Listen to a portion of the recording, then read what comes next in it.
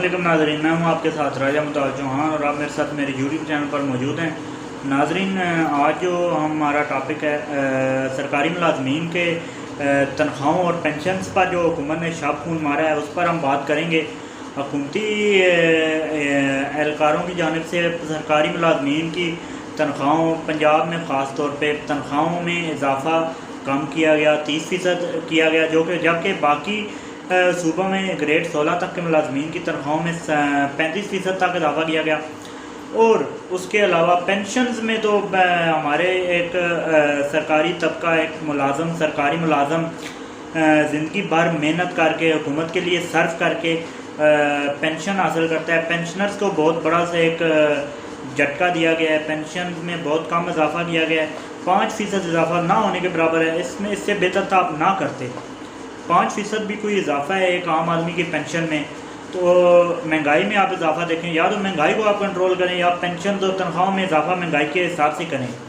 مہنگائی کو بھی آپ لوگ کنٹرول نہیں کر رہے اور تنخواہوں اور پینشن میں اضافہ بھی آپ لوگ اسی تناسب سے کر رہے ہیں، اپنے حساب سے کر رہے ہیں، کوئی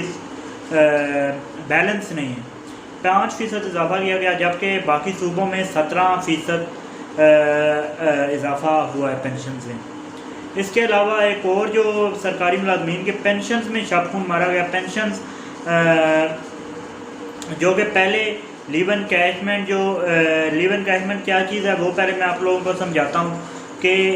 جب ایک سرکاری ملازم اپنا نوکری پوری کرنے کے بعد ریٹائرمنٹ لیتا ہے تو اس کے جو زندگی بھر وہ اپنی جو چھٹیاں بچا کر رکھتا ہے اور آخر میں جو اس کی چھٹیاں جمع ہو جاتی ہیں تو ان کا وہ حکومت 1 سال کی چھٹیوں کا سرکاری ملازم کو، سرکاری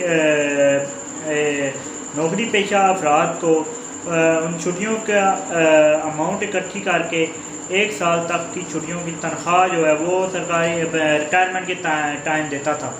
دیتی تھی حکومت۔ لیکن اب یہ کیا کر رہے ہیں کہ ان تنخواہوں کو بجائے کہ رننگ بیسک کے حساب سے سرکاری ملازمین کی پینشن میں شامل کرنے کے انیشیل بیسک کیا ہے؟ اب جیسے ایک 17ویں گریڈ کا جو افسر ہے اس کی انیشیل بیسک 45 ہے، لیکن اس کی رننگ بیسک شاید 2 لاکھ 1.5 لاکھ یا شاید اس سے بھی زیادہ یا اس کے لگ بھگ ہوگی۔ لیکن اس کو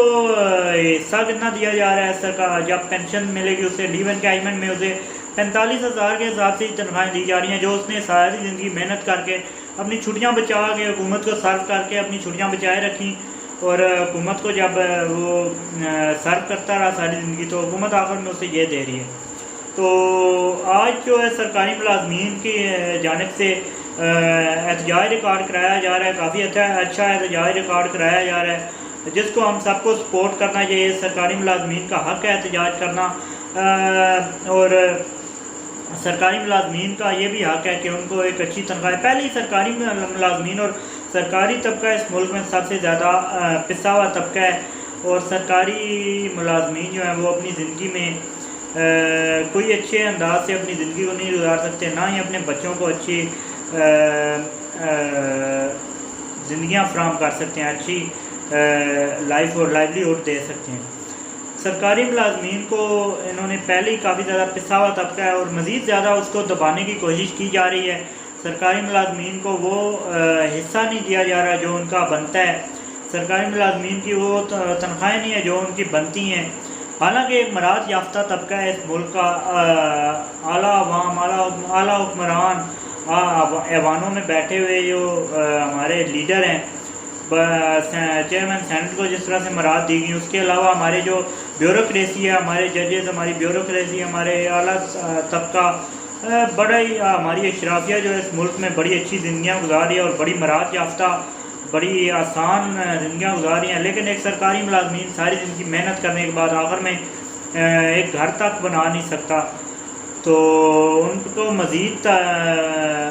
دبایا جا رہا ہے، اور احتجاج جو ہے اس کو پوری طور پہ ہم سب کو مل کے اس احتجاج کو سپورٹ کرنا چاہیے، اور حکومت کو بھی اس احتجاج کو سمجھنا چاہیے۔ یہ احتجاج حکومت کے خلاف نہیں بلکہ اپنے حق کے